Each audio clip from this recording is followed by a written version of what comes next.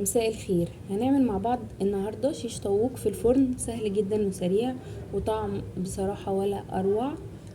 ممكن نقدمه كده مع العيش الروعة دوت. هنزل لكم ليه فيديو قريب ان شاء الله. انا مسمياه عيش المشويات من كتر ما هو بيليق على اي حاجة كده بتتشوي. وكمان مقدماه فوق الرز البسمتي.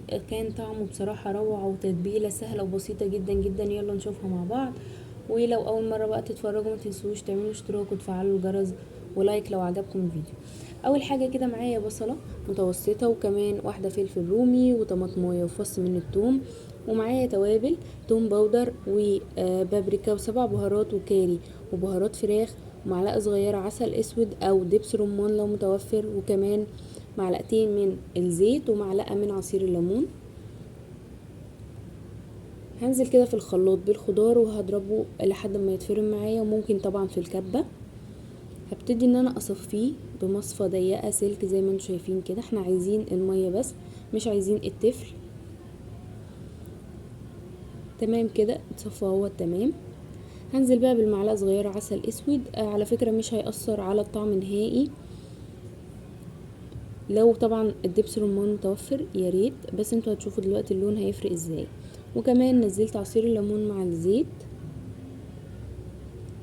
هضيف بقى التوابل، هكتبها لكم تاني ان شاء الله كلها في الوصف. ورشة كويسة كده من الفلفل الاسود، وكمان ضفت ملح بس ما طلعش معايا هنا. هخلط بقى كده كل ده كده مع بعض.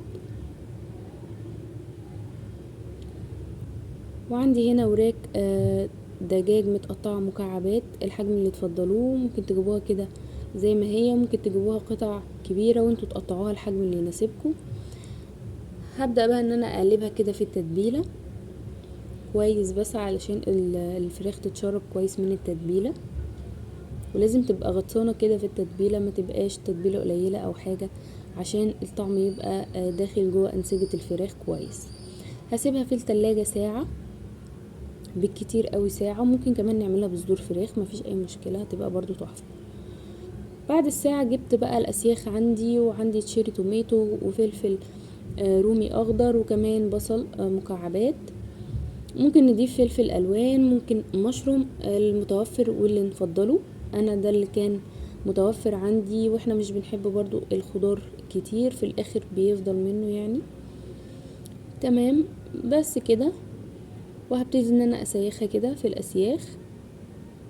انا اخترت الاسياخ الكبيرة ديت علشان الصينية هحطها كده على صينية ما عنديش شبكة،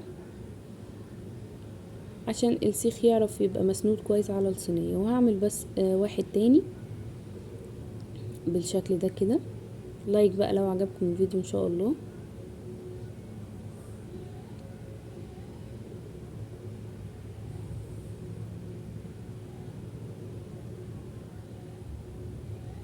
بنفس الشكل كده اللي انتوا شايفينه، بالترتيب اللي تفضلوه، الشكل اللي يعجبكم.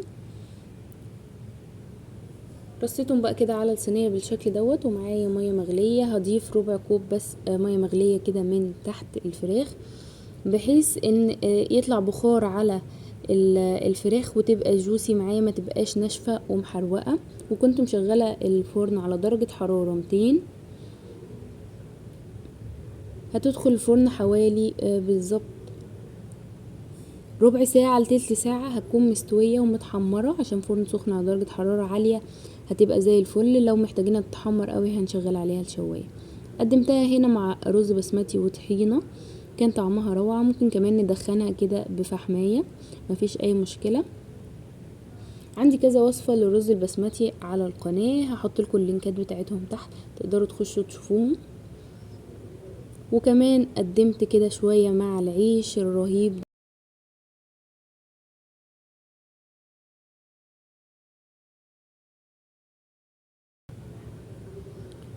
بس بالشكل الجميل اللي انتوا شايفينه دوت، كان طعمها رائع، والتتبيله بصراحه مفيش اسهل من كده. ان شاء الله تجربوها وتعجبكم. وما تنسوش تدوسوا لايك لو الفيديو عجبكم، ولو لسه مشتركتوش في القناه يلا اشتركوا فيها بسرعه وفعلوا الجرس علشان نعمل مع بعض كل سهل وبسيط ان شاء الله. ومع السلامه.